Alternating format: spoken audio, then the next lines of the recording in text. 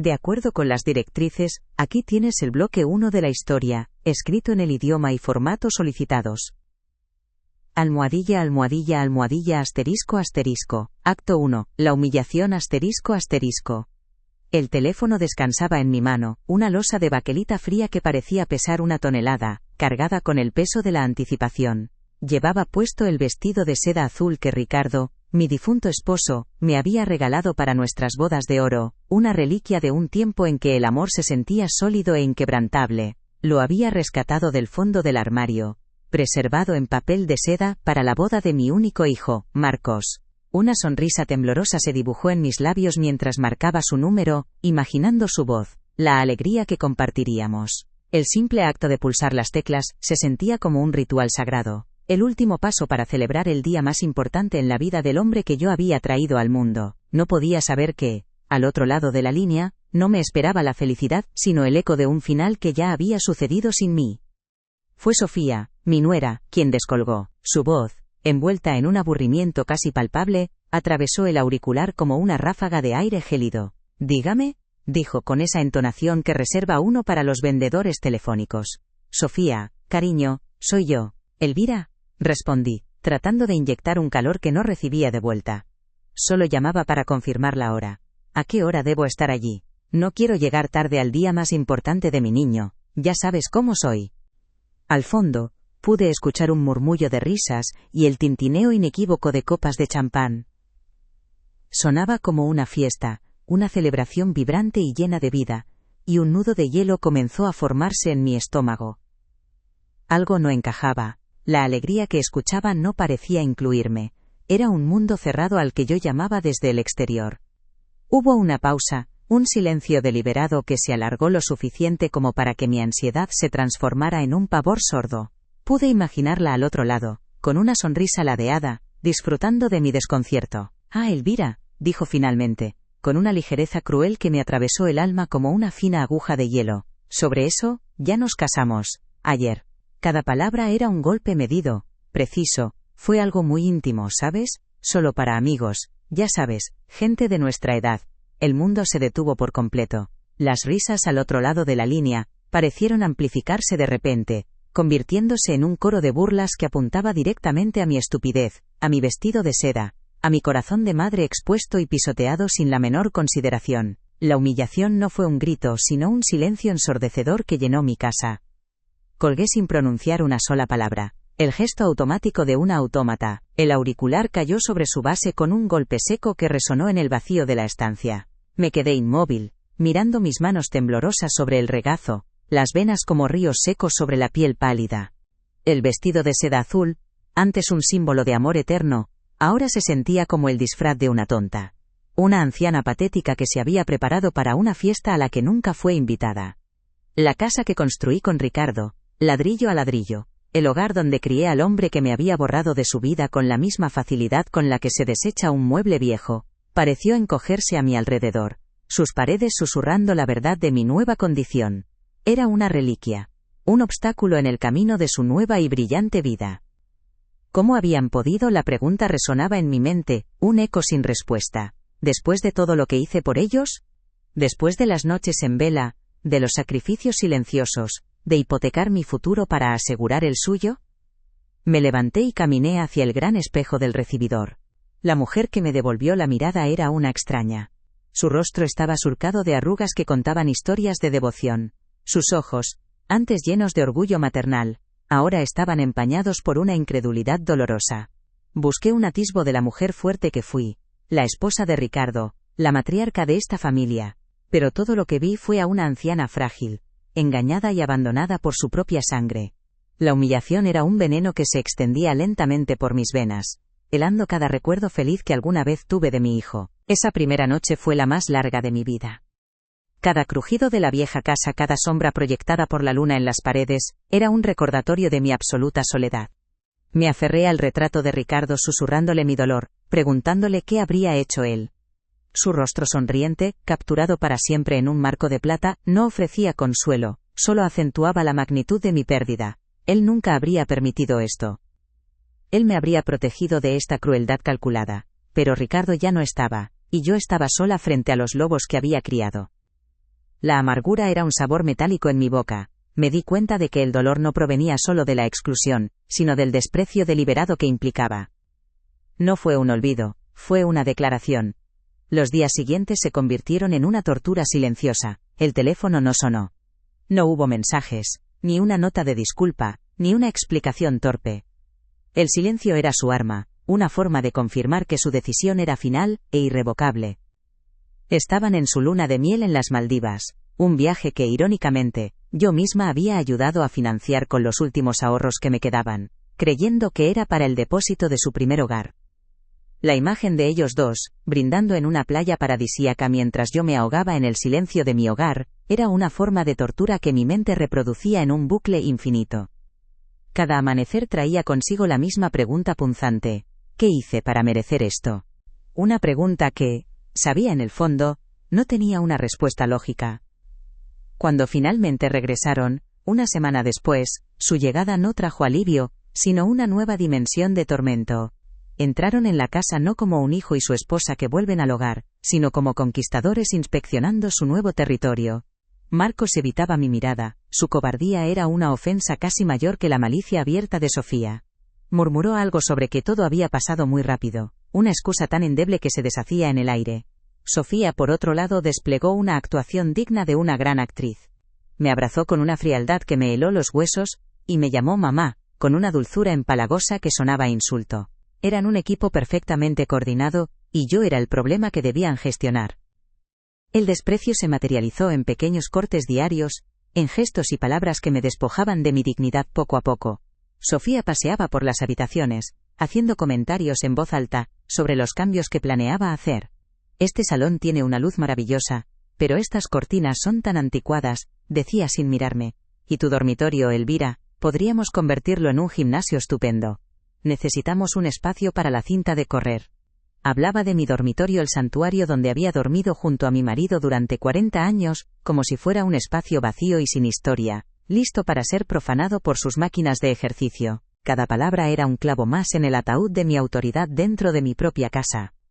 Pronto comenzaron a hablar de mis finanzas, siempre con un tono de falsa preocupación que apenas ocultaba su codicia. Mamá, a tu edad es fácil confundirse con los números, me dijo Marcos una tarde, sentándose a mi lado con una pila de extractos bancarios que había sacado de mi escritorio sin permiso. Sofía y yo hemos pensado que sería mejor si nos autorizas para gestionar tus cuentas. Solo para ayudarte, claro, para que no te preocupes por nada. La condescendencia en su voz era asfixiante. Me trataban como a una niña, como a una mente senil incapaz de manejar su propia vida, cuando había sido yo quien había administrado la economía familiar durante medio siglo con una prudencia que él nunca había conocido. Se estaban preparando para tomar el control total. El aislamiento fue el siguiente paso en su estrategia. Cuando mis amigas de toda la vida llamaban para saber cómo estaba, era Sofía quien contestaba el teléfono. Elvira está descansando ahora, ha estado un poco delicada últimamente, mentía con una fluidez pasmosa. Es mejor no molestarla. Poco a poco, fueron cortando mis lazos con el mundo exterior, tejiendo una red de mentiras a mi alrededor, que me dejaba completamente a su merced. La casa, que una vez fue un refugio lleno de vida y risas, se había convertido en una prisión elegante y silenciosa. Me sentía como un fantasma en mi propio hogar, observando cómo dos extraños desmantelaban mi vida pieza por pieza, mientras el mundo exterior creía que lo hacían por mi bien. Una tarde, intenté apelar al recuerdo del niño que había criado. Encontré a Marcos solo en el despacho de su padre, hojeando unos documentos con aire de propietario. Marcos, hijo, mírame, le supliqué, mi voz temblando por primera vez. ¿Por qué? ¿Por qué me tratáis así? Soy tu madre. Por un instante vi un destello de la persona que fue, una sombra de culpa en sus ojos. Pero desapareció tan rápido como llegó, reemplazado por una máscara de irritación.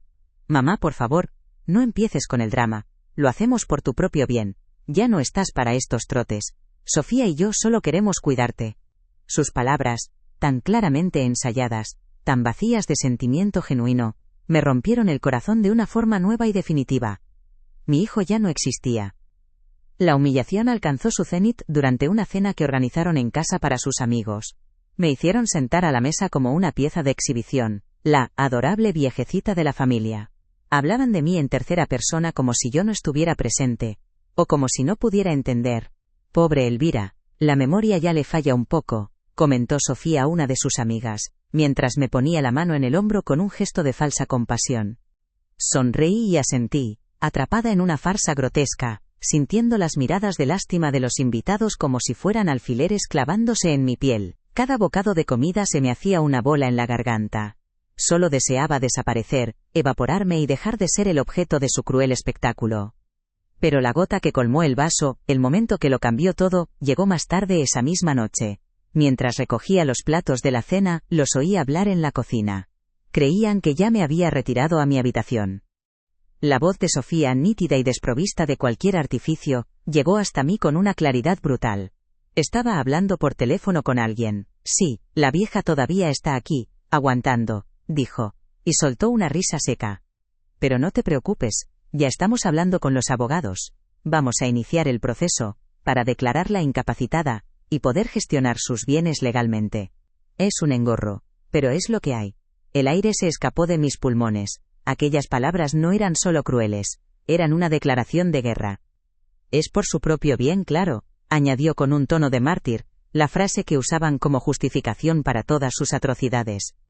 Esa frase, ese manto de falsa bondad para cubrir la más negra de las codicias, fue la chispa que encendió algo dentro de mí. Un fuego que creía extinguido hacía mucho tiempo, enterrado bajo capas de duelo y resignación. En ese instante, algo se rompió. El dolor insoportable que me había atenazado durante semanas, no desapareció, sino que se transformó. Se cristalizó, se solidificó en una decisión fría y tan afilada como el cristal roto. Aquel fue el último error que cometerían. No tenían ni la más remota idea de a quién acababan de despertar con su arrogancia. Ya no había lágrimas. Me retiré a mi dormitorio, pero no para llorar mi desgracia. Me detuve frente al espejo y me observé detenidamente. Vi a la vieja de la que hablaba Sofía, con sus arrugas y su pelo plateado. Pero, por primera vez en mucho tiempo, vi algo más detrás de esa fachada de fragilidad. Vi un destello de acero en mis ojos, un eco de la mujer que había dirigido un hogar, que había apoyado a un marido brillante, y que había criado a un hijo de la nada. La víctima que había estado mirando su reflejo durante días, había desaparecido. En su lugar, había una mujer a la que le habían declarado la guerra. Y yo no era de las que se rendían sin luchar. Los recuerdos de mis sacrificios por Marcos volvieron a mi mente, pero ya no con la ternura de la nostalgia, sino con la frialdad de una contable revisando un libro de deudas. Recordé haber vendido en secreto las joyas de mi madre para pagar su máster en el extranjero. Recordé las innumerables veces que había renunciado a mis propios deseos, a pequeños lujos, a viajes, para que a él nunca le faltara de nada. Había invertido mi vida entera en él, esperando a cambio no riqueza, ni gratitud desmedida, sino un simple y fundamental respeto, un respeto que me habían negado de la forma más brutal posible. La cuenta estaba clara, y el saldo era profundamente deudor por su parte. La pregunta en mi cabeza ya no era, ¿por qué a mí?, se había transformado en una mucho más peligrosa. ¿Cómo pude ser tan ciega? La autocompasión se evaporó, dejando en su lugar un análisis clínico de la situación. No eran monstruos, eran algo peor, niños malcriados, débiles de carácter, a los que se les había dado todo sin exigirles nada a cambio. Su crueldad no nacía de la maldad pura, sino de una arrogancia monumental, y una falta total de empatía, cultivadas por una vida sin consecuencias. Habían confundido mi amor incondicional con una debilidad permanente, un error de cálculo que estaban a punto de lamentar profundamente. Pensé en Ricardo. Él siempre decía que el respeto no se regala, se gana, y que quien lo pierde, debe aprender una lección para recuperarlo. En el silencio de la noche, sentí su aprobación, no como una presencia fantasmal, sino como una certeza en lo más profundo de mi ser. Él no querría que llorase, querría que luchara. Él me había llamado siempre mi reina, incluso en nuestros momentos más humildes. Ellos habían intentado destronarme en mi propio castillo, sin saber que los cimientos de este reino eran mucho más profundos y sólidos de lo que jamás imaginaron. Y la reina estaba a punto de recordarles quién dictaba las reglas en esta casa. Esa noche, mientras ellos dormían plácidamente al otro lado del pasillo creyéndose victoriosos, yo empecé a planificar. La tristeza había sido reemplazada por una claridad mental que no sentía en años. Ya no era una madre con el corazón roto. Era una estratega. Ellos veían a una anciana frágil y confundida, una pieza fácil de apartar del tablero. No sabían que la partida acababa de empezar y que yo conocía cada rincón de ese tablero. No buscaría venganza, eso sería rebajarme a su nivel. Buscaría justicia. Les impartiría una lección que jamás olvidarían. La lección sobre el verdadero significado del poder y el respeto. Me acerqué a la ventana y miré la luna llena que bañaba el jardín con su luz plateada. El jardín que Ricardo y yo habíamos plantado juntos. Cada rosal, cada árbol, era un testimonio de una vida de trabajo y amor. Ellos querían arrebatarme todo eso, reducirlo a un simple activo en una cartera de inversiones. Pero este lugar no era solo una propiedad. Era mi legado. Y un legado no se entrega, se defiende con uñas y dientes. Sentí una calma gélida apoderarse de mí. El miedo había desaparecido por completo, sustituido por una determinación inquebrantable. Ya no era su víctima. Era su oponente. La transformación fue completa. La mujer que se había vestido de seda azul para una boda inexistente había muerto. La que se acostó esa noche era otra persona, forjada en el fuego de la traición. Era una matriarca que había abdicado de su trono por amor, y que ahora regresaba para reclamarlo por necesidad. El plan comenzaba a tomar forma en mi mente, una sinfonía de movimientos legales, financieros y sociales que los despojaría de su arrogancia, y los enfrentaría a la dura realidad que ellos mismos habían creado para mí. No sabían que la fortuna de esta familia no residía en las cuentas que querían controlar, sino en un secreto que solo yo estaba a punto de redescubrir. Me tumbé en la cama pero no cerré los ojos. En lugar de eso, miré al techo, visualizando cada paso, cada jugada. La casa estaba en silencio, la calma que precede a la tormenta. Marcos y Sofía soñaban con gimnasios y cuentas bancarias, ajenos por completo al cambio sísmico que había ocurrido en la habitación de al lado. Creían que el futuro les pertenecía, que yo era simplemente el último obstáculo, un vestigio del pasado que pronto desaparecería. Pero se equivocaban, yo no era el pasado, yo era el futuro que les esperaba, un futuro que ellos mismos habían diseñado con su propia ingratitud. La lección estaba a punto de comenzar. Mientras el amanecer teñía el cielo de Madrid de un pálido color gris, sentí una energía que no había experimentado en décadas. Ya no había espacio para la debilidad. Cada fibra de mi ser estaba enfocada en un único propósito: enseñarles que el respeto a una madre no es una opción, es el pilar sobre el que se construye todo lo demás. Y ellos habían dinamitado ese pilar. Su mundo, construido sobre cimientos de arena y privilegios inmerecidos, estaba a punto de derrumbarse. Y sería yo, la vieja a la que despreciaban, quien retiraría la primera piedra. No por odio, sino por una forma más dura y necesaria de amor. El primer paso sería encontrar al señor Morales, el viejo abogado y amigo de Ricardo. Hacía años que no sabía de él, pero mi instinto me decía que él sería la clave. Ricardo era un hombre previsor, metódico. Nunca me habría dejado completamente desprotegida. Debía haber algo, un documento, una cuenta, un plan de contingencia que él, en su infinita sabiduría, habría preparado para una situación como esta. Mi mente, que durante semanas había estado nublada por el dolor, ahora funcionaba con una precisión quirúrgica. La caza había comenzado. Y yo ya no era la presa. Ese día, decidí que las lágrimas se habían acabado, las había derramado todas, y no habían servido de nada más que para alimentar su desprecio.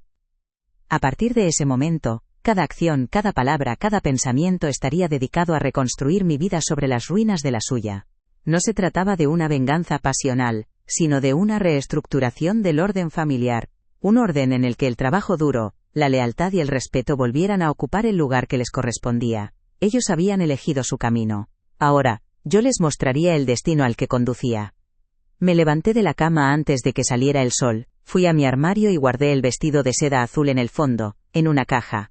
Ya no lo necesitaría. Era una reliquia de una vida pasada, de una mujer que ya no existía. En su lugar, elegí un traje sastre de lana gris, sobrio y elegante. El uniforme de una mujer de negocios. El uniforme de una reina que vuelve del exilio para reclamar su trono. Al mirarme al espejo, ya no vi a una anciana frágil, vi a Elvira. Y Elvira acababa de empezar a luchar. El silencio de la casa ya no me parecía opresivo sino expectante. Era el silencio de un campo de batalla antes del primer movimiento. Marcos y Sofía bajarían a desayunar esperando encontrar a la misma mujer sumisa y triste de los últimos días. Se encontrarían con algo muy diferente. No habría confrontación, ni gritos ni reproches. Solo una calma glacial, una distancia educada que los desconcertaría más que cualquier arrebato de ira.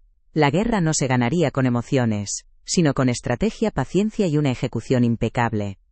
Y yo tenía toda una vida de paciencia acumulada. Mi corazón, que se había sentido como un pájaro herido, ahora latía con un ritmo firme y constante. Era el tambor de guerra que anunciaba el comienzo de una nueva era. Ellos habían subestimado a su madre, habían confundido su bondad con estupidez y su amor con debilidad. Habían olvidado que las matriarcas de mi generación no estaban hechas de cristal, sino de acero forjado en la adversidad, y estaban a punto de recibir una lección magistral sobre la historia de su propia familia, una lección que pagarían con todo lo que creían poseer. De acuerdo con las directrices, aquí tienes el bloque 2 de la historia, escrito en el idioma y formato solicitados. Almohadilla, almohadilla, almohadilla, almohadilla, asterisco, asterisco, acto 2, el poder oculto, asterisco, asterisco. En aquel momento, decidí que no lloraría más. Iba a luchar. La mujer que había suplicado una migaja de afecto a su propio hijo había desaparecido, consumida por el fuego de una resolución helada. El dolor no se había ido, pero había encontrado un nuevo propósito. Ya no era una herida abierta, sino el combustible que alimentaría el motor de mi nueva existencia. Me levanté de la cama, no como la anciana frágil que ellos veían, sino como la guardiana de un legado que habían intentado profanar. El primer paso no sería enfrentarlos con gritos y acusaciones, pues eso solo les daría la satisfacción de verme rota. Mi primer movimiento sería silencioso, metódico, y se gestaría en el único lugar de la casa que ellos nunca habían osado tocar, el despacho de Ricardo. Era un santuario, y estaba a punto de descubrir que también era una armería. El despacho olía a él. A cuero viejo, a papel, y al leve aroma de la colonia que usó durante 40 años. Nadie había entrado allí desde su muerte, salvo yo para limpiar el polvo de sus recuerdos. Marcos y Sofía lo consideraban un espacio muerto, un trastero lleno de antiguallas. Para mí, era el epicentro de nuestra vida. Me senté en su sillón de piel, el cuero crujiendo bajo mi peso como un suspiro familiar. Observé la habitación no con nostalgia, sino con la mirada de un arqueólogo buscando una pista vital. Mis ojos se posaron en la caja fuerte, oculta tras un falso panel de libros encuadernados en piel. Siempre había pensado que contenía viejos títulos de propiedad sin valor, reliquias de negocios pasados. Ricardo nunca fue ostentoso con su éxito. ¡Qué equivocada estaba! Recordaba la combinación como si fuera mi propia fecha de nacimiento. Ricardo me la había hecho memorizar con una seriedad inusual, diciendo que era el seguro de vida de nuestra reina. En aquel entonces, sonreí ante su teatralidad. Ahora, sus palabras resonaban con un peso premonitorio. Mis dedos, aunque temblorosos, giraron el dial con una precisión heredada de años de práctica. Izquierda, derecha, izquierda. El pesado mecanismo interno cedió con un chasquido sordo y satisfactorio que retumbó en el silencio de la habitación. Abrí la puerta de acero, y el aire viciado del interior me recibió. Dentro, sobre una pila de documentos perfectamente ordenados, no había joyas ni fajos de billetes, sino algo infinitamente más valioso. Un sobre con mi nombre, escrito con la caligrafía firme y elegante de mi marido. Junto al sobre había una pequeña llave de aspecto anticuado, de las que abren cajas de seguridad. Mi corazón latía con una fuerza que creía olvidada. Tomé la carta, el papel grueso y de calidad se sentía cálido al tacto. La abrí con un cuidado reverencial. Las palabras de Ricardo saltaron de la página, no como un eco del pasado, sino como una instrucción directa para el presente. Mi Elvira, comenzaba, si estás leyendo esto, es porque te han fallado. Es porque aquellos en quienes depositamos nuestro amor, han demostrado no ser dignos de él. No temas. Nunca te dejé desprotegida. Llama a Morales. Él tiene la otra llave y todas las respuestas. Eres más fuerte de lo que crees. Siempre has sido la reina de este tablero, aunque aún no lo sepas. Las lágrimas pugnaron por salir, pero las contuve con una voluntad de hierro. No eran lágrimas de tristeza, sino de una gratitud abrumadora. Ricardo, mi Ricardo, me había visto. Había visto mi fuerza incluso cuando yo misma la dudaba. Había anticipado la posibilidad de la traición, y había construido un arca para mí, un refugio inexpugnable. El nombre, Morales, encendió una luz en mi memoria. El señor Morales, el viejo abogado de Ricardo, un hombre de honor y principios férreos que se había retirado poco después de la muerte de mi marido. No sabía dónde estaba ni si seguía vivo, pero la carta de Ricardo era un mandato. Encontrar a Morales no era una opción, era el primer movimiento en la partida de ajedrez más importante de mi vida. La búsqueda no fue sencilla. El antiguo bufete de Morales se había disuelto, sus socios se habían jubilado o fallecido. Pasé 2 días enteros haciendo llamadas, tirando de hilos olvidados, contactando con viejos conocidos de la familia. La mayoría me trataba con esa condescendencia que se reserva para las ancianas que revuelven el pasado. Pero yo no era una viuda nostálgica, era una general buscando a su lugarteniente más leal. Finalmente la viuda de un antiguo socio de Ricardo me dio la información que necesitaba. El señor Morales vivía una vida tranquila en un pequeño pueblo de la costa alicantina. Me dio su número de teléfono. Marcar esos dígitos fue el verdadero comienzo de mi contraofensiva. No tenía ni idea de la magnitud de lo que estaba a punto de desatar. Cuando el señor Morales descolgó el teléfono, su voz era la de un hombre mayor, pero aún conservaba el timbre firme y la dicción precisa que recordaba. Al presentarme, hubo un silencio al otro lado de la línea. No fue un silencio de confusión, sino de reconocimiento y, me atrevería a decir, de larga espera. «Doña Elvira», dijo finalmente, y en su tono había un respeto que no había escuchado en años. «He estado esperando su llamada durante una década. Sabía que Ricardo no se equivocaba con usted». Le expliqué brevemente, con una calma que me sorprendió a mí misma la situación. No hubo preguntas, solo una instrucción clara. «Tome el primer tren mañana, la esperaré en la estación. Hay mucho de lo que debemos hablar». Aquella conversación selló el pacto. La alianza estaba forjada. El viaje en tren a Alicante fue una transición. Con cada kilómetro que me alejaba de Madrid, sentía que dejaba atrás a la víctima, y me acercaba a la estratega. Observaba el paisaje pasar, pero mi mente estaba fija en el futuro, en las piezas del tablero que estaba a punto de reorganizar. Me alojé en un hotel discreto, y a la mañana siguiente el señor Morales me recibió en su despacho, una luminosa estancia con vistas al mar. Era más viejo, por supuesto, pero sus ojos seguían teniendo el mismo brillo agudo e inteligente. Sobre su mesa de caoba había una caja de seguridad idéntica a la que yo había abierto, y junto a ella, una carpeta voluminosa.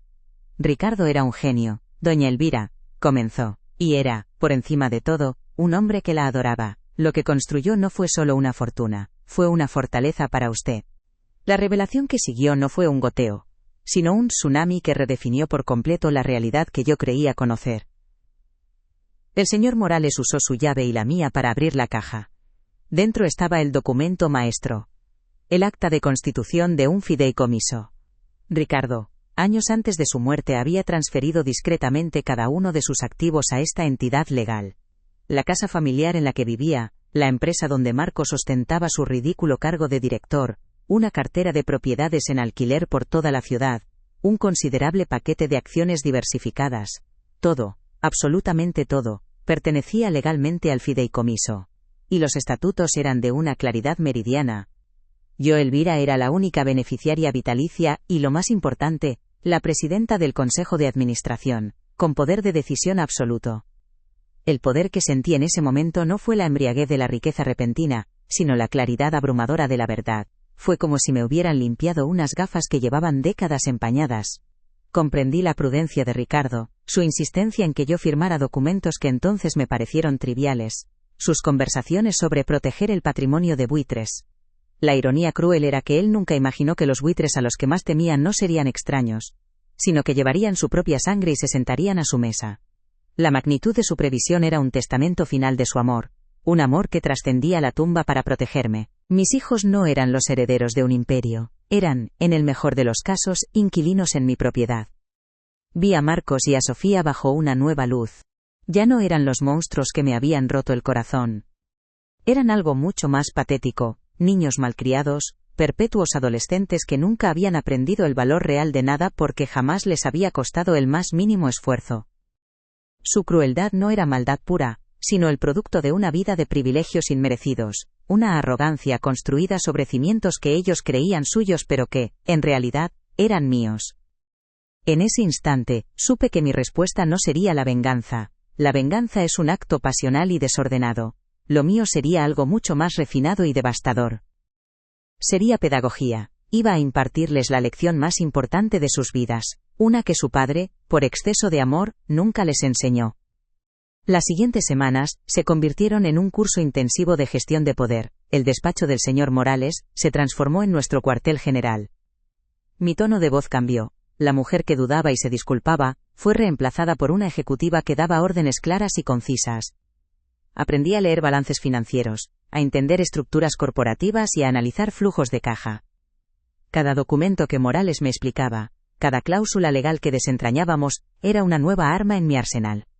Ya no pensaba en términos de dolor y traición, sino de activos pasivos y apalancamiento. El lenguaje de los negocios se convirtió en el idioma de mi retribución, y descubrí que se me daba sorprendentemente bien. Ricardo siempre dijo que yo tenía una mente para los números mucho más aguda que la suya. Nuestro primer objetivo fue realizar una auditoría completa y silenciosa de cada aspecto de sus vidas. El señor Morales, a través de sus contactos, obtuvo registros detallados de cada gasto que realizaban. Las tarjetas de crédito de empresa que Marcos usaba para financiar sus lujos, las cuentas de gastos que Sofía vaciaba en boutiques de diseño, las cuotas de los clubes exclusivos a los que pertenecían, todo estaba meticulosamente documentado. No sentí ira al ver el despilfarro, sino una fría satisfacción. Estaban construyendo su propia trampa con cada compra impulsiva, con cada cena extravagante. Cada ticket de compra era una prueba más de su desconexión con la realidad, un clavo más en el ataúd de su vida de fantasía. No sabían que su generoso benefactor estaba a punto de cerrar el grifo para siempre. El plan comenzó a tomar forma. No como un acto único, sino como una sinfonía en 3 movimientos, cada uno diseñado para desmantelar un pilar de su existencia: su hogar, su estatus profesional y su flujo de dinero. No atacaríamos todo a la vez. Eso sería un acto de guerra declarada. Lo haríamos de forma escalonada, legal e impersonal. Cada golpe vendría en forma de un documento oficial, una carta de un bufete de abogados, una comunicación corporativa. No habría rastro de mi mano. Solo la lógica implacable de la ley y los negocios. Quería que sintieran la misma impotencia que yo había sentido. La misma sensación de que fuerzas invisibles y todopoderosas estaban desmantelando su mundo sin que ellos pudieran hacer nada para evitarlo. El primer movimiento, decidimos, sería el más simbólico: la casa. Era mi hogar, el escenario de mi humillación. Recuperarlo era una prioridad. Morales redactó una notificación de desalojo impecable. No era una carta de una madre enfadada, sino una comunicación legal del fideicomiso propietario del inmueble a sus ocupantes ilegales. Les daríamos 30 días, el plazo legal estándar. El documento no mencionaba mi nombre en ninguna parte, solo el de Morales como apoderado del fideicomiso. La impersonalidad del ataque sería, en sí misma, una forma de tortura psicológica. Se enfrentarían a un enemigo sin rostro, sin saber que la vieja incapacitada que despreciaban era quien movía los hilos desde la sombra. El segundo movimiento apuntaría al orgullo de Marcos, su puesto en la empresa. Analizamos la estructura de la compañía y descubrimos lo que ya sospechaba. Su cargo de director de desarrollo estratégico era una farsa, un título rimbombante sin responsabilidades reales, creado por Ricardo, para darle a su hijo un lugar en el mundo. Era un parásito corporativo con un sueldo astronómico. La solución era elegante en su brutalidad. Como presidenta del consejo, convocaría una junta extraordinaria con un único punto en el orden del día: una reestructuración para optimizar la eficiencia.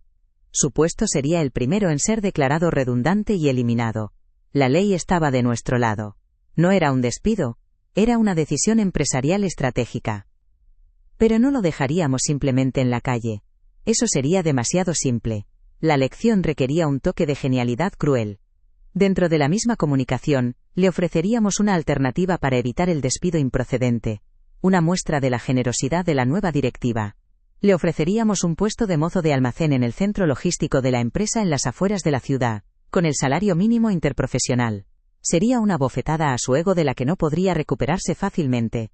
Tendría que elegir entre el orgullo y la necesidad, entre el paro y la humillación de trabajar junto a los hombres a los que antes miraba por encima del hombro. La elección, en sí misma, sería parte de su castigo. El tercer y último movimiento sería el más rápido y devastador: el corte de todos los suministros financieros. En un día y a una hora coordinados, daríamos la orden de cancelar todas las tarjetas de crédito, tanto las corporativas, como las personales vinculadas a las cuentas del fideicomiso. Bloquearíamos las líneas de crédito y las cuentas de gastos. Sofía, en medio de una de sus habituales jornadas de compras, se encontraría con el bochorno público de una tarjeta denegada. Marcos descubriría que no podía pagar la cuenta en un restaurante de lujo. Sería como apagar un interruptor. sumergiéndolos de repente en una oscuridad financiera que nunca habían conocido. El dinero, su Dios, los abandonaría en un instante. Durante aquellas semanas de planificación, me transformé por completo. La mujer que se movía por la casa como un fantasma, había dado paso a una figura de autoridad serena. Cuando hablaba con Marcos y Sofía, lo hacía con una cortesía distante y fría que los desconcertaba. Ya no buscaba su aprobación ni su afecto. Los observaba como un científico observa a sus sujetos de estudio, anticipando sus reacciones, analizando sus debilidades. Ellos, en su infinita arrogancia, confundieron mi nueva calma con resignación. Creían que finalmente había aceptado mi lugar, que me había rendido. No podían estar más equivocados. Aquella calma no era la paz de la derrota, sino la quietud del ojo del huracán. El señor Morales se convirtió en mi confidente y mi mano derecha. Veía en sus ojos no solo lealtad a la memoria de Ricardo, sino también una admiración genuina por la mujer en la que me estaba convirtiendo. Su marido estaría increíblemente orgulloso. Doña Elvira, me dijo una tarde, después de una sesión de 6 horas revisando contratos. Él siempre supo que dentro de usted había una leona. Solo necesitaba que la provocaran. Sus palabras me dieron una fuerza renovada. No estaba sola en esto. Tenía el legado de mi marido, la lealtad de su amigo más fiel, y por primera vez en mucho tiempo, una fe inquebrantable en mí misma. La justicia no es solo un concepto abstracto, a veces, requiere un arquitecto que la diseñe. El plan estaba trazado hasta el más mínimo detalle. Teníamos un cronograma, documentos preparados, abogados listos para actuar. Cada paso estaba diseñado para ser legalmente inexpugnable. No les daríamos ni una sola rendija por la que pudieran contraatacar.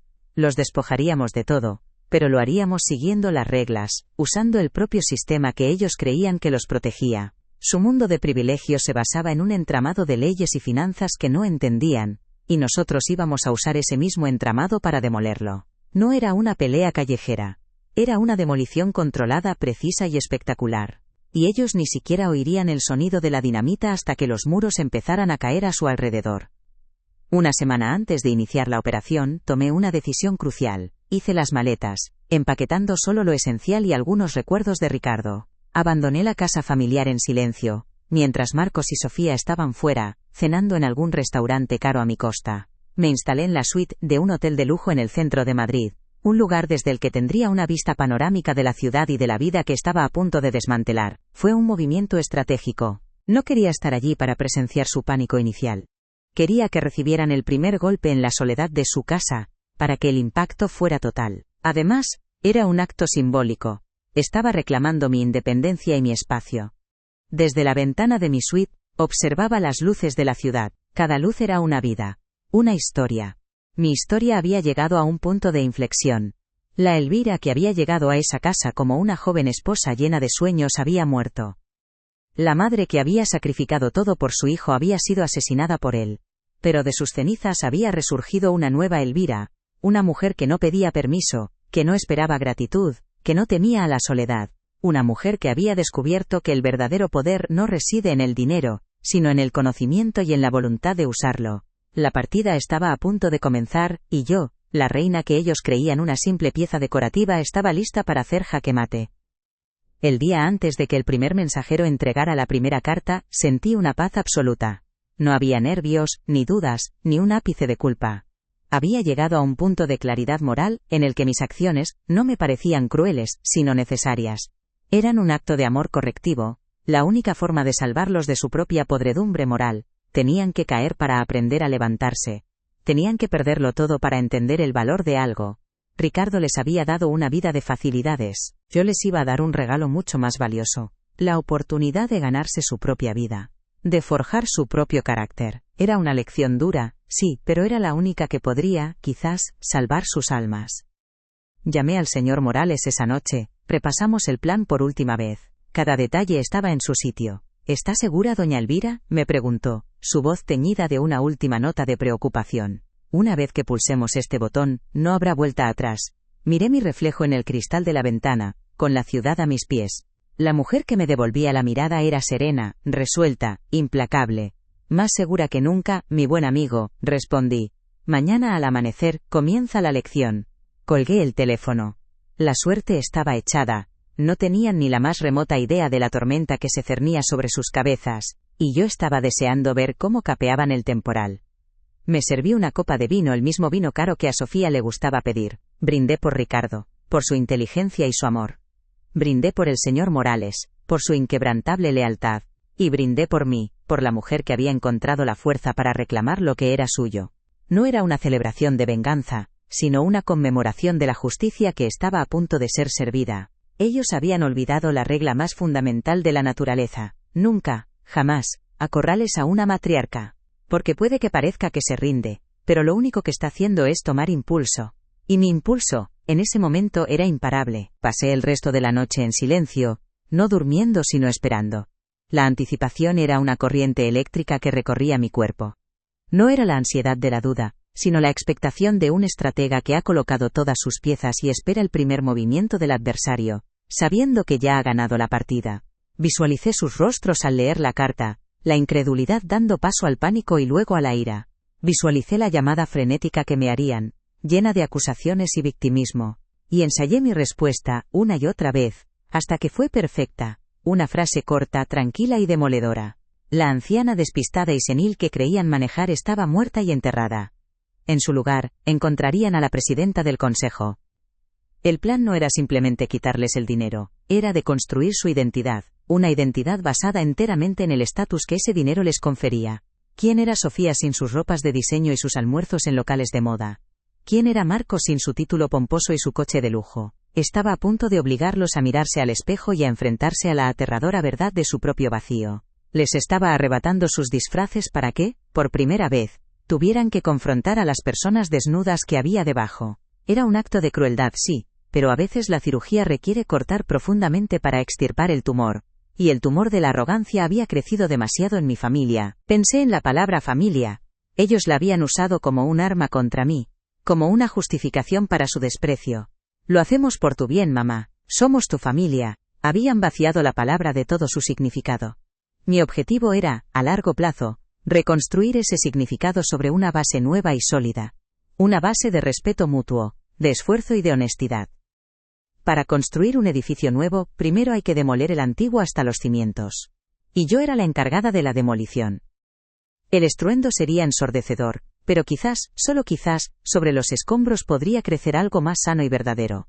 Pero eso quedaba muy lejos. Por ahora, mi única misión era apretar el detonador.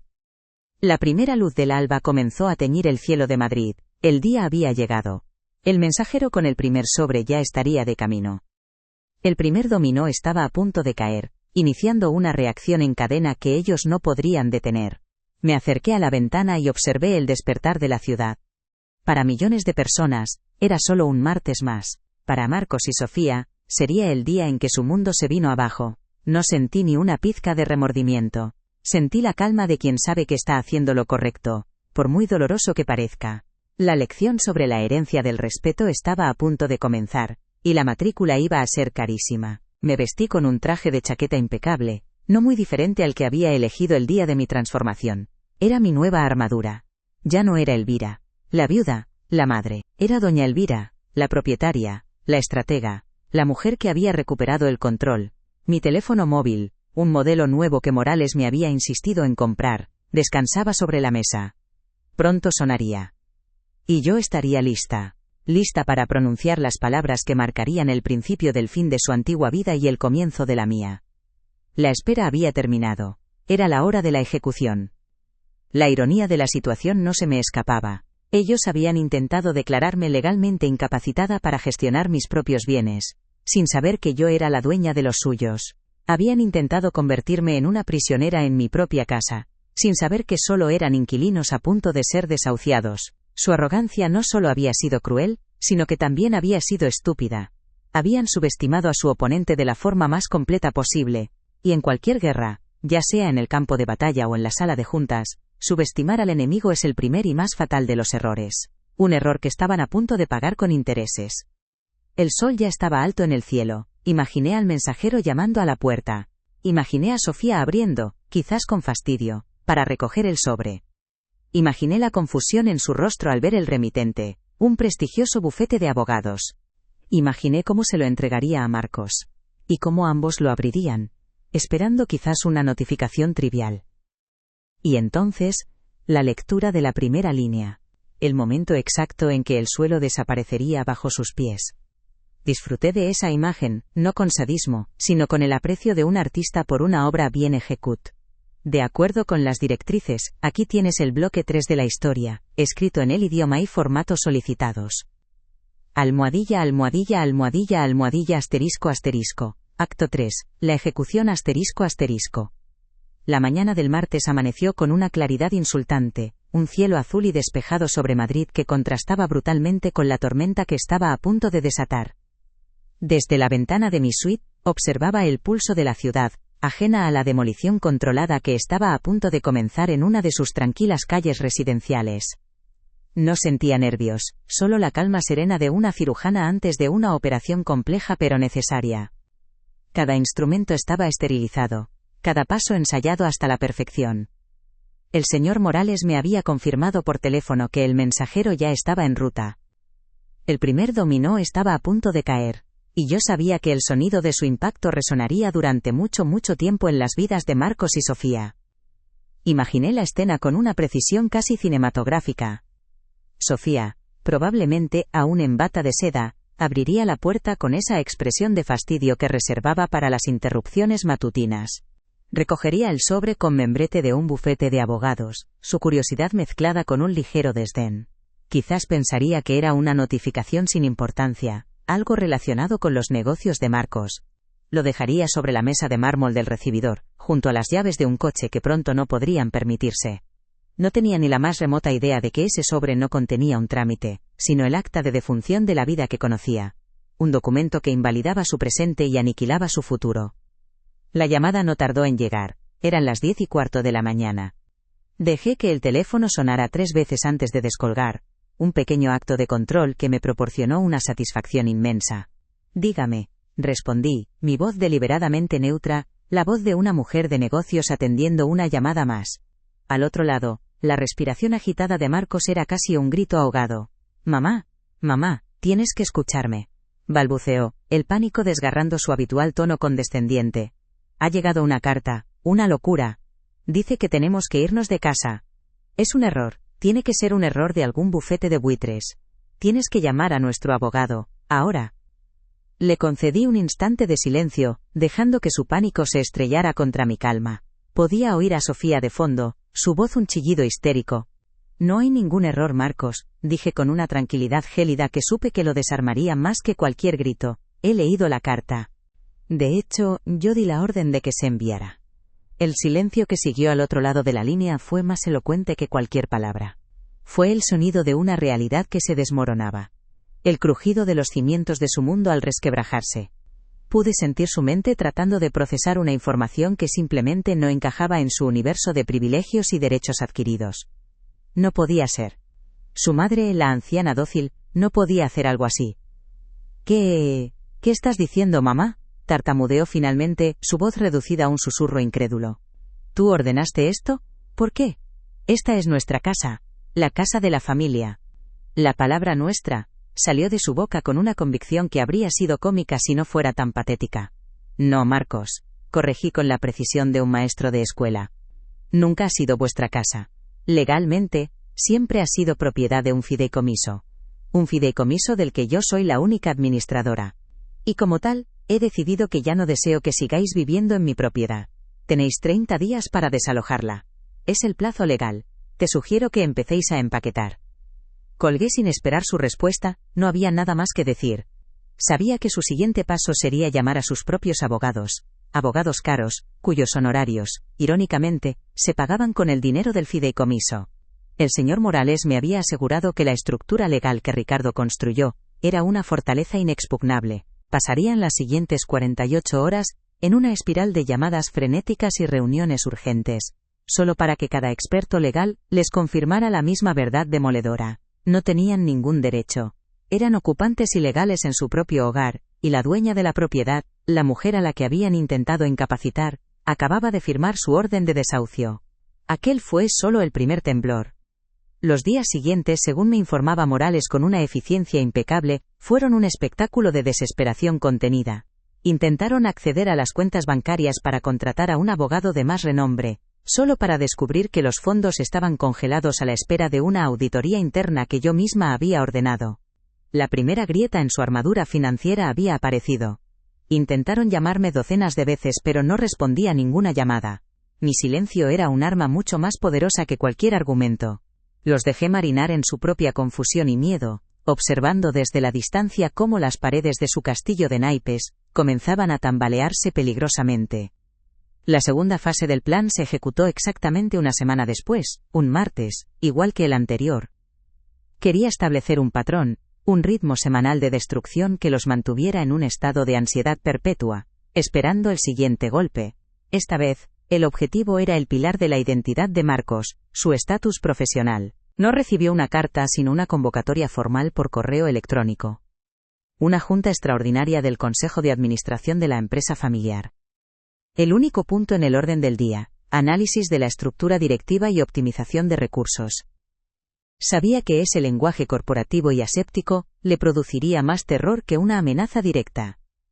El señor Morales asistió a la junta como mi representante, con mi voto delegado y mis instrucciones precisas. Me describió la escena más tarde con un deje de satisfacción profesional. Marcos entró en la sala de juntas, el mismo espacio donde durante años había jugado a ser un ejecutivo, con el rostro pálido y los ojos hundidos. Intentó aparentar una confianza que no poseía, pero el temblor de sus manos al abrir su carpeta lo delató. El resto de los miembros del consejo, viejos conocidos de Ricardo que habían sido informados de la nueva dirección, mantuvieron una distancia profesional y fría. No había aliados para él en aquella sala, solo testigos de su caída. La reunión fue breve y brutalmente eficiente. El señor Morales, en nombre del accionista mayoritario, es decir yo, presentó un informe que demostraba la absoluta redundancia del cargo de director de desarrollo estratégico. No había métricas de rendimiento, ni proyectos completados, ni un solo dato que justificara su astronómico salario. Era un puesto fantasma, un capricho de su padre que la nueva dirección, enfocada en la rentabilidad, no podía permitirse. La votación fue unánime. Su puesto quedaba eliminado con efecto inmediato. En menos de 15 minutos, Marcos pasó de ser un director a ser un desempleado. La humillación fue tan pública como la que él me había infligido a mí en privado. Pero la lección no estaba completa. La crueldad a veces debe ser pedagógica para ser efectiva. Justo cuando Marcos se levantaba para abandonar la sala, derrotado, el señor Morales lo detuvo. Señor Marcos, dijo con una formalidad impecable, la empresa, en un gesto de consideración por sus años de servicio, desea ofrecerle una alternativa para evitar el despido. Hay una vacante en nuestro centro logístico en Getafe, puesto de mozo de almacén, contrato de 6 meses, salario mínimo interprofesional. Tiene 24 horas para aceptar la oferta. La sala quedó en un silencio sepulcral, un silencio que magnificaba el peso de aquella oferta, que no era una oferta sino una sentencia. La llamada de Marcos esa noche fue diferente. El pánico había sido reemplazado por una rabia impotente, el rugido de un animal herido y acorralado. «¿Esto es por tu culpa?», gritó en cuanto descolgué. «Has destruido mi carrera, mi vida. ¿Un mozo de almacén? ¿Sabes la humillación que es eso? Después de todo lo que he hecho por esta empresa». Dejé que se desahogara, que vaciara sus pulmones de toda esa furia injustificada. Cuando terminó, mi respuesta fue tan afilada como un bisturí. «¿Qué has hecho tú exactamente por esa empresa, Marcos? Aparte de cobrar un sueldo que no te ganabas. Tu padre te dio un título. Yo te estoy ofreciendo un trabajo. La elección es tuya. El orgullo no paga las facturas». Sofía fue la siguiente en llamar. Su tono no era de rabia, sino de una incredulidad histérica y suplicante. Lloraba pero sus lágrimas no me conmovieron. Eran lágrimas de autocompasión, no de arrepentimiento. «Elvira, por favor, tienes que parar esto», sollozó. «Marcos está destrozado. No podemos vivir sin sus ingresos. ¿Qué vamos a hacer? ¿Cómo vamos a pagar nuestras cosas?». La ingenuidad de su pregunta era asombrosa. Hablaba de sus cosas, como si hubieran brotado de la nada, sin entender que cada bolso de diseño, cada cena en un restaurante con estrella Michelin, había sido financiada por el imperio que ahora la estaba aplastando. Sufría pero aún no entendía la causa de su sufrimiento. «Aprenderéis, Sofía», le dije, mi voz desprovista de toda emoción. «Aprenderéis a vivir con lo que ganéis. Se llama madurez. Es una lección que la mayoría de la gente aprende a los 20 años. Vosotros la estáis recibiendo un poco más tarde. Eso es todo. Colgué mientras ella seguía suplicando. La compasión era un lujo que no podía permitirme. La cirugía debía continuar, y el tumor de su arrogancia era profundo. Sabía que aún no habían tocado fondo.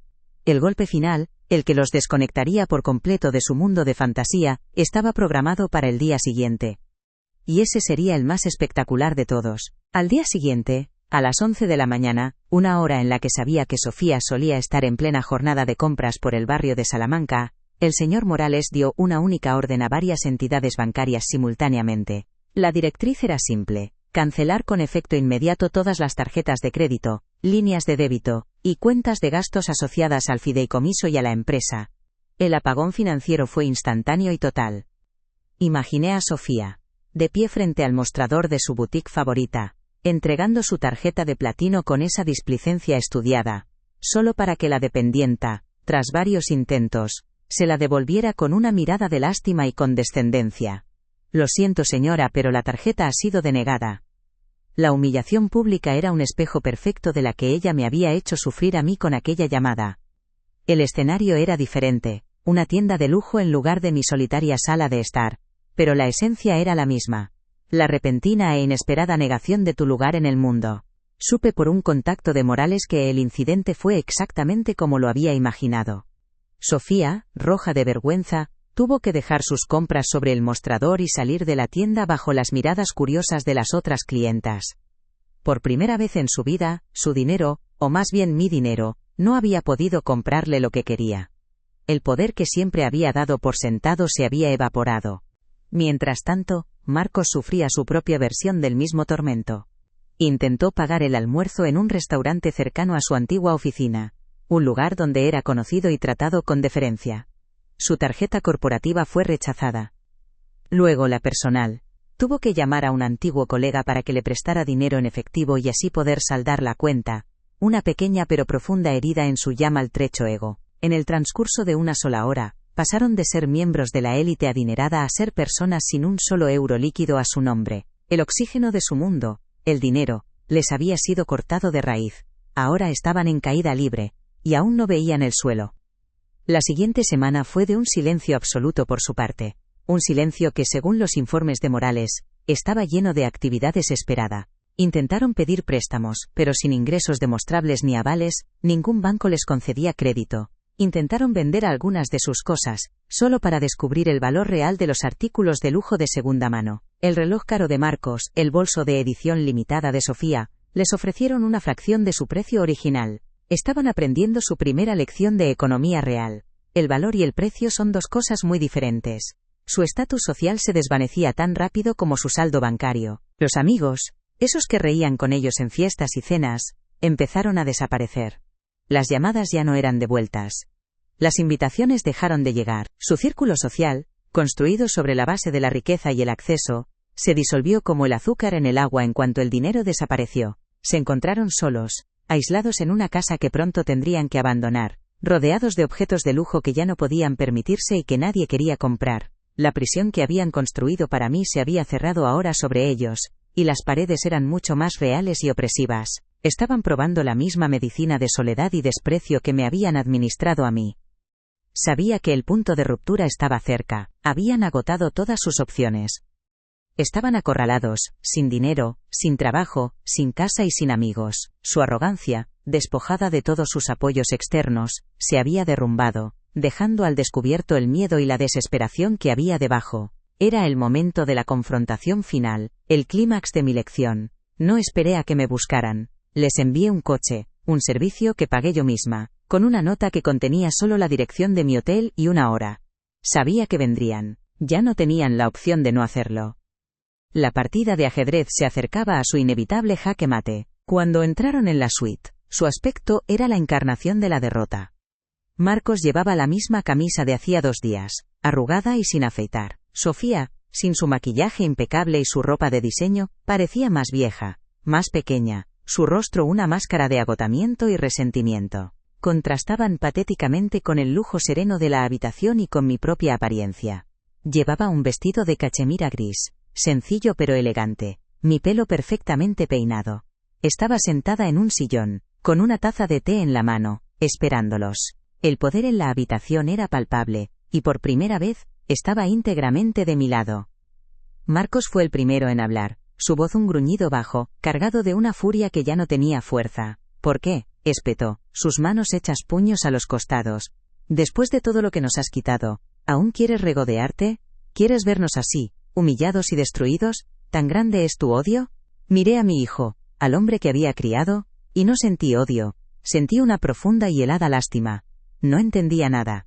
Aún se veía a sí mismo como la víctima, incapaz de conectar sus acciones con estas consecuencias. La lección final, la más importante, aún debía ser impartida. Me levanté lentamente, dejando la taza de té sobre la mesa. Caminé hacia la gran ventana, dándoles la espalda por un momento mientras contemplaba la ciudad. ¿Odio?, pregunté, mi voz tranquila pero resonando en el tenso silencio. No, Marcos, esto no tiene nada que ver con el odio. El odio es una pasión descontrolada, un veneno. Lo que yo he hecho ha sido meditado, preciso y necesario. Esto no es un castigo. Es una intervención. Es educación en su forma más pura y dura. Os estoy enseñando algo que vuestro Padre, en su infinito amor, y yo, en mi ciega devoción, olvidamos enseñaros. La ley de la causa y el efecto. Me giré para enfrentarlos. Sus rostros eran una mezcla de confusión y rabia contenida. Vosotros plantasteis las semillas de todo esto, continué, mi mirada fija en la de mi hijo. Lo hicisteis el día que decidisteis casaros sin mí, tratándome como un estorbo. Lo regasteis con cada gesto de desprecio, con cada palabra condescendiente. Y lo abonasteis cuando os escuché planear cómo declararme incapacitada para robarme lo poco que creíais que tenía. Creísteis que el respeto era opcional, un detalle sin importancia. Pero os equivocabais, el respeto es el pilar que lo sostiene todo. Y vosotros dinamitasteis ese pilar. Sofía soltó una risa amarga, desprovista de humor. ¿Respeto? Nos has dejado en la ruina por un vestido y una llamada de teléfono. Estás loca. Su insolencia, incluso en la derrota, era notable. No, Sofía, repliqué, mi voz bajando un tono, volviéndose más peligrosa. No es por un vestido. Es por la intención que había detrás. ¿La intención de borrarme? ¿De convertirme en un fantasma en mi propia vida para poder disfrutar de vuestros privilegios, sin la molesta presencia de la vieja? Intentasteis tomar el control de mis bienes, sin saber que, en realidad, erais vosotros quienes vivíais de mi generosidad. Cada céntimo que habéis gastado, cada lujo que habéis disfrutado, provenía de mí. El impacto de esa revelación final, los dejó sin aliento. Vieron la verdad en mis ojos, la verdad irrefutable que explicaba todo lo que había sucedido. No era una anciana senil que había tenido un golpe de suerte. Era la fuente de su poder, la arquitecta de su mundo, una arquitecta que había decidido demoler su creación. Vuestra vida de privilegios ha terminado, declaré, mi voz adquiriendo la firmeza del acero. Se acabó el dinero fácil, los títulos vacíos y los amigos superficiales. Ahora empieza vuestra vida de verdad, la vida que la mayoría de la gente vive. Una vida donde cada cosa se gana con esfuerzo, donde el respeto se demuestra con acciones, no se exige por derecho de nacimiento. Caminé hacia una pequeña mesa de escritorio y recogí una hoja de papel. Se la deslicé sobre la mesa de centro, frente a ellos. No era un cheque ni un documento legal. Era una lista. Una lista de apartamentos de 2 habitaciones en alquiler en barrios obreros de la periferia, todos con precios que podrían permitirse con 2 salarios mínimos. Junto a ella, había varias ofertas de empleo impresas de portales de Internet. Mozo de almacén, dependienta, teleoperadora, cajero de supermercado. Trabajos honestos, trabajos duros, trabajos reales. La distancia entre su antigua vida y esta nueva realidad, resumida en una sola hoja de papel, era un abismo insondable. Esta, dije mi voz resonando con una autoridad final e inquebrantable, es vuestra herencia, la única que recibiréis de mí. No es dinero, ni propiedades ni acciones. Es una oportunidad. La oportunidad de empezar de cero, de construir algo por vosotros mismos, de convertiros en personas de las que quizás, algún día, pueda volver a sentirme orgullosa. Los miré a ambos, sus rostros pálidos, sus ojos fijos en el papel, como si fuera su sentencia de muerte. La rabia se había evaporado, reemplazada por el vacío absoluto de la capitulación total. Habían perdido. No solo la batalla sino la guerra. Llamadlo la herencia del respeto, concluí, mi voz ahora más suave, pero no por ello menos firme. Se gana, no se recibe. El coche que os ha traído os está esperando abajo para llevaros a donde queráis. Os sugiero que empecéis a hacer llamadas para concertar entrevistas de trabajo. El primer alquiler no se pagará solo. Me di la vuelta y volví a mi sillón dándoles la espalda, una señal inequívoca de que la audiencia había terminado. Escuché sus movimientos, lentos y pesados, como los de dos autómatas.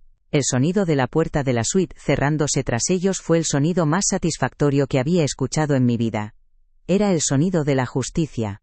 Me quedé sola en el silencio de la lujosa habitación. La adrenalina de la confrontación comenzó a desvanecerse, dejando en su lugar una calma profunda y exhausta. No sentía euforia ni alegría. Sentía el peso de lo que había hecho, pero también la certeza inamovible de que había sido lo correcto. Había amputado una parte gangrenada de mi familia para salvar el resto. El camino que les esperaba sería arduo y doloroso, y no había garantía de que lo superaran. Pero, por primera vez, su futuro estaba enteramente en sus manos. Les había quitado sus muletas doradas y los había obligado a aprender a caminar por sí mismos. Miré por la ventana de nuevo. El sol comenzaba a ponerse, tiñendo el cielo de tonos anaranjados y púrpuras. Para mí, no era el final del día, sino el comienzo de uno nuevo. El comienzo de mi propia vida, libre de las cadenas de una devoción no correspondida, libre para ser la mujer que Ricardo siempre supo que era. La reina de mi propio tablero. La lección había terminado, ahora solo quedaba ver si los alumnos habían aprendido algo. Y esa, sabía, sería una espera larga y silenciosa. Pero yo tenía todo el tiempo del mundo. De acuerdo con las directrices, aquí tienes el bloque 4 de la historia, escrito en el idioma y formatos solicitados. Menos pero tatia y atiancia costos coro, de colabostero mundo, man al montusta, al mondo gestax coro, pero spero tero mundos corietiami. Catiestor el mondo gestatiencia cato 4, na nueva orden asterisco. El silencio que dejaron tras de sí al cerrar la puerta de la suite fue denso y definitivo. No fue un silencio de paz, sino el vacío que queda tras una demolición controlada. No sentí el júbilo de la victoria, sino el peso solemne de la justicia impartida. En los días que siguieron, abandoné el hotel, aquel cuartel general temporal, y me instalé en mi nueva vida. No regresé a la casa familiar, pues aquel lugar estaba impregnado de los fantasmas de una devoción traicionada. En su lugar, adquirí un ático en el corazón de Madrid, un espacio luminoso y moderno con vistas panorámicas de la ciudad. Era un lugar sin pasado. Un lienzo en blanco sobre el que pintaría el resto de mi existencia, con mis propias reglas y mis propios colores. Mi nueva rutina se estableció con la precisión de un reloj suizo.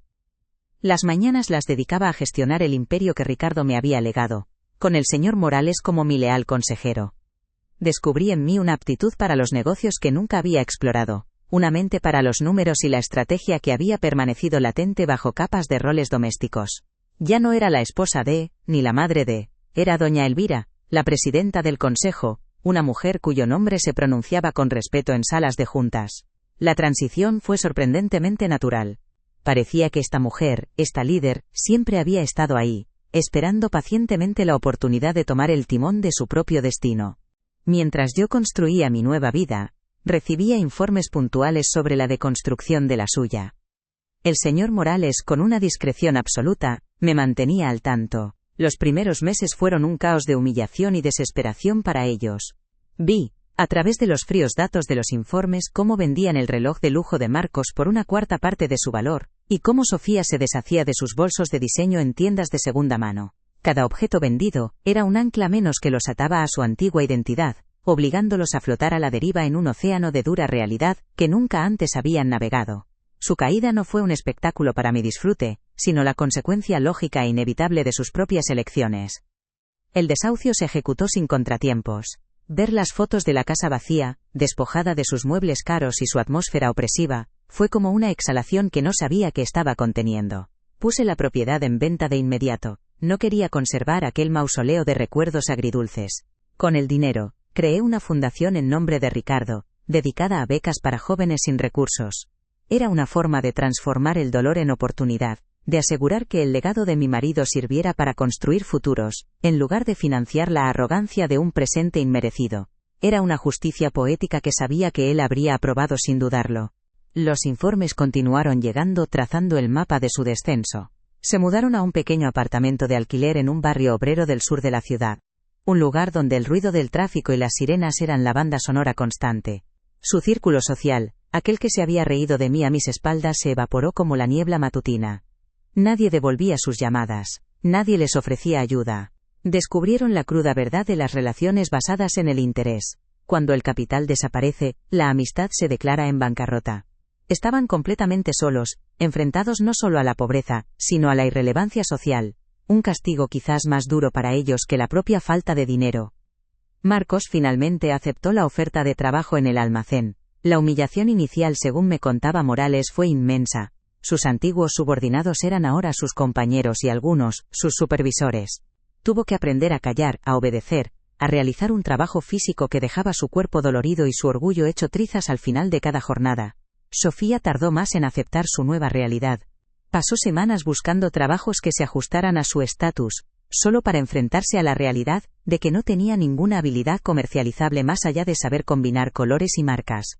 Su currículum era una página en blanco, un testimonio de una vida vivida como un adorno. Finalmente, la necesidad se impuso. Sofía consiguió un empleo como dependienta en una gran cadena de moda, en un centro comercial de la periferia. Tenía que lidiar con clientes exigentes, doblar ropa durante horas y sonreír, aunque su mundo interior se estuviera desmoronando. Por primera vez en su vida, conoció el cansancio que no proviene de una sesión de yoga, sino del trabajo honesto. Por primera vez, entendió que el dinero no aparecía mágicamente en una cuenta bancaria, sino que se ganaba con sudor, paciencia y una dosis considerable de humildad forzada. La lección estaba siendo impartida no en un aula, sino en el implacable mundo real. Pasó el primer año. Un año de silencio absoluto entre nosotros. No intentaron contactarme, quizás por orgullo, quizás por vergüenza, o quizás porque estaban demasiado consumidos por la simple y agotadora tarea de sobrevivir. Yo, por mi parte, no hice ningún movimiento. La curación de una herida tan profunda requiere tiempo y distancia. Interferir habría sido como quitar la costra antes de tiempo, impidiendo que la cicatriz se formara correctamente. Debían aprender a caminar solos, a tropezar y a levantarse sin la red de seguridad que siempre habían dado por sentada. Era un acto de amor duro, el más difícil que una madre puede llevar a cabo. Observé desde mi atalaya de cristal cómo el mundo seguía girando. Mi imperio financiero prosperaba bajo mi dirección. Viajé, algo que Ricardo y yo siempre habíamos querido hacer, pero que pospusimos por las necesidades de Marcos. Conocí lugares nuevos, culturas diferentes, y me di cuenta de lo pequeño que se había vuelto mi mundo, confinado a las 4 paredes de una casa y a las expectativas de otros. Estaba redescubriendo a Elvira, no a la viuda ni a la madre, sino a la mujer. Y descubrí que era una mujer curiosa, inteligente, y sorprendentemente resistente, con un apetito por la vida que creía perdido para siempre. La primera señal de que la lección estaba calando llegó en mi 80º cumpleaños. No esperaba nada de ellos, y no lo deseaba. Sin embargo, un sobre llegó a las oficinas de la fundación. No tenía remite, solo mi nombre escrito en una caligrafía torpe que reconocí al instante como la de mi hijo. Dentro no había una súplica ni una disculpa florida. Era una simple tarjeta de felicitación, y en ella, unas pocas líneas escritas a mano. Me contaba que había sido ascendido a jefe de equipo en el almacén, un pequeño logro, pero el primero que conseguía por mérito propio en toda su vida. Terminaba con un simple: espero que estés bien. Feliz cumpleaños, mamá. Sostuve aquella tarjeta durante mucho tiempo. No sentí una oleada de perdón, ni un deseo de reconciliación inmediata. Sentí algo mucho más sutil y complejo: el reconocimiento de un primer paso. No pedía nada. Simplemente compartía un logro, por modesto que fuera. Era la primera vez que se comunicaba conmigo no como un heredero exigiendo su derecho, sino como un hombre informando de su progreso. Aquella pequeña tarjeta era más valiosa que todas las joyas que me había regalado en el pasado, porque no la había comprado con mi dinero, sino que la había ganado con el sudor de su frente, y quizás, con una primera semilla de humildad. Unos meses más tarde llegó la segunda señal. Fue un mensaje de voz en el teléfono de la oficina, desviado por mi secretaria porque el número era desconocido. Era la voz de Sofía. Estaba temblorosa, contenida, muy lejos de la seguridad cortante que solía tener. No se disculpó explícitamente, su orgullo probablemente aún no se lo permitía. Pero me contó una anécdota. Había ayudado a una anciana en la tienda, una mujer que le recordaba a mí, y al hacerlo, había sentido una punzada de algo que no supo nombrar. Solo quería que lo supieras, concluyó, y colgó. Era una confesión indirecta, un reconocimiento de su ceguera pasada. Aquellas 2 comunicaciones, tan modestas y tan imperfectas, me indicaron que la demolición había terminado y que, sobre los escombros, algo nuevo y frágil comenzaba a brotar. No era arrepentimiento en el sentido clásico, sino una conciencia naciente de la realidad. Habían sido despojados de todo lo que creían ser, y en el vacío resultante, estaban empezando a descubrir quiénes eran en realidad. Después de 2 años de un silencio calculado y una observación distante, decidí que había llegado el momento de evaluar los resultados de mi dolorosa pedagogía. Era hora de un encuentro. Le pedí al señor Morales que organizara la reunión, no en mi ático que representaba mi poder, ni en su barrio que representaba su caída. Elegí un lugar neutral, una cafetería tranquila y sin pretensiones a medio camino entre nuestros 2 mundos. Llegué antes y me senté en una mesa discreta junto a la ventana. Cuando los vi llegar juntos, a pie, supe que había tomado la decisión correcta. Ya no vestían con la ostentación de antes, su ropa era sencilla, funcional. Parecían cansados, más delgados, pero había una solidez en su postura que no tenían antes, una ausencia de la fragilidad que se esconde tras la arrogancia. La conversación fue incómoda al principio, llena de pausas y miradas evasivas. No saqué a relucir el pasado, no tenía sentido. Les pregunté por sus trabajos, por su día a día. Marcos habló de la logística del almacén, con un conocimiento técnico que me sorprendió. Sofía describió las complejidades de gestionar el inventario de la tienda con un cansancio que sonaba a orgullo. Hablaban no de lo que poseían sino de lo que hacían. Por primera vez en sus vidas, su identidad no se derivaba de su apellido, o de su cuenta bancaria, sino de sus propias acciones y responsabilidades. No hubo una petición de perdón. No hubo una oferta de reconciliación. Simplemente hablamos durante casi 2 horas, como 3 extraños que intentaban conocerse. Vi en sus ojos no el amor filial que había anhelado, sino algo quizás más importante en ese momento. Un respeto recién descubierto. Un respeto nacido no de la obligación, sino de la comprensión de mi poder, y más importante aún, de mi contención. Se dieron cuenta de que podría haberlos destruido por completo, pero que había elegido educarlos. Y esa distinción era la clave de toda la lección. Al final de la reunión, les hice mi oferta, no les devolví su antigua vida, eso habría sido un error fatal, una invalidación de todo su sufrimiento y aprendizaje. En su lugar, les ofrecí las herramientas para construir una nueva, por sí mismos. Les propuse un préstamo, con un tipo de interés bajo pero real, para la entrada de un apartamento modesto, pero suyo. Un préstamo que tendrían que devolverme religiosamente cada mes. No era un regalo, era una inversión en su recién descubierta capacidad para ser responsables. A Marcos le ofrecí una oportunidad en la estructura corporativa de la empresa, pero no en un despacho de dirección. Le ofrecí un puesto de supervisor de nivel inicial en el departamento de logística, un ascenso que tendría que ganarse desde su posición actual, compitiendo con otros candidatos. Era una puerta abierta, pero tendría que ser él quien la cruzara con su propio esfuerzo. Le estaba dando una caña de pescar, no el pescado servido en bandeja de plata como su padre siempre había hecho. Sofía por su parte me sorprendió. Antes de que pudiera proponerle nada, me dijo que se había matriculado en un curso nocturno de administración de empresas. Dijo que quería entender cómo funcionaba el mundo, no solo vivir en él. Por primera vez, vi en ella una chispa de ambición genuina, no de codicia. Asentí, y le dije que si mantenía buenas notas, la Fundación de Ricardo podría considerar concederle una beca, como a cualquier otro estudiante meritorio. De nuevo una oportunidad, no un privilegio. Aceptaron los términos sin dudarlo, con una seriedad que me confirmó que el cambio era real. Nos despedimos en la puerta de la cafetería con un apretón de manos, un gesto formal que sin embargo, contenía más verdad y respeto mutuo que todos los abrazos forzados del pasado. Mientras los veía alejarse, caminando juntos, supe que su camino aún sería largo y difícil. La redención no es un destino, es un proceso continuo. Pero por primera vez, estaban caminando en la dirección correcta, y lo hacían por sus propios medios. Volví a mi ático mientras el sol se ponía, tiñendo la ciudad de un resplandor dorado. Me serví una copa de vino y me senté en la terraza, contemplando el horizonte. No sentía la alegría exultante de la venganza cumplida, sino la profunda y serena satisfacción de un trabajo bien hecho. Había restaurado el equilibrio, había reafirmado el orden natural de las cosas, donde el respeto precede al privilegio y el esfuerzo a la recompensa. Había honrado a Ricardo no solo preservando su fortuna, sino utilizando su poder con la sabiduría que él siempre supo que yo poseía. El perdón nunca se pronunció en voz alta, porque las palabras habrían sido insuficientes. El verdadero perdón no se da, se construye. Se construye con cada pago mensual del préstamo, con cada ascenso ganado limpiamente, con cada gesto de respeto demostrado. Quizás algún día volveríamos a ser una familia en el sentido cálido de la palabra. O quizás no. Pero ya no importaba. Yo había encontrado mi propia familia en mi independencia, en mi propósito y en la paz de saber que había hecho lo correcto. La noche cayó sobre Madrid, y las luces de la ciudad se encendieron como un manto de diamantes a mis pies. Ya no era una reliquia en una casa vieja, ni una víctima de la crueldad ajena. Era Elvira, la matriarca de mi propia vida, la reina indiscutible de mi propio tablero de ajedrez. Había jugado la partida más difícil y había ganado. No contra mi hijo, sino por él.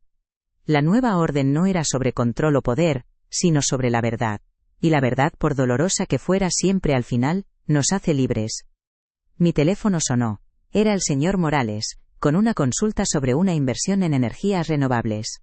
Tomé la llamada, mi voz clara y firme, lista para tomar la siguiente decisión, para construir el siguiente bloque de mi futuro. El pasado estaba en su sitio, y el presente estaba lleno de posibilidades. La lección había concluido para ellos, pero para mí, la vida, en su forma más plena y auténtica, no había hecho más que empezar, y por primera vez en mucho tiempo, sonreí, una sonrisa genuina, no para nadie más, sino para mí misma. No sé si Marcos y Sofía llegarán a entender completamente la naturaleza del regalo que les di. Les arrebaté una fortuna, pero les entregué la oportunidad de forjar un carácter. Les quité una vida de lujos, pero les di el don de la autosuficiencia. Quizás algún día, cuando sean mayores y miren atrás, comprendan que la herencia más valiosa que les dejé, no estaba en un testamento, sino en la lección que les obligué a aprender. Una lección sobre el respeto, el trabajo y el verdadero valor de las cosas. Mientras tanto, yo tenía un imperio que dirigir y una vida que vivir. La casa familiar se vendió a una joven familia llena de sueños, y me alegré de que sus paredes volvieran a llenarse de risas genuinas. La Fundación Ricardo prosperaba, cambiando vidas, creando oportunidades. Mi legado ya no era un hijo ingrato, sino una red de futuros construidos sobre la base del mérito y el esfuerzo, los mismos valores con los que mi marido y yo habíamos construido nuestro mundo. La nueva orden no era una dictadura, sino un ecosistema basado en el equilibrio. Cada uno tenía su lugar, ganado a pulso. Mi soledad ya no era un castigo, sino una elección, un espacio de calma y poder, desde el que podía observar el mundo con claridad. Había aprendido que la verdadera fortaleza no reside en controlar a los demás, sino en tener un control absoluto sobre una misma. Y en ese aspecto, me había vuelto invencible.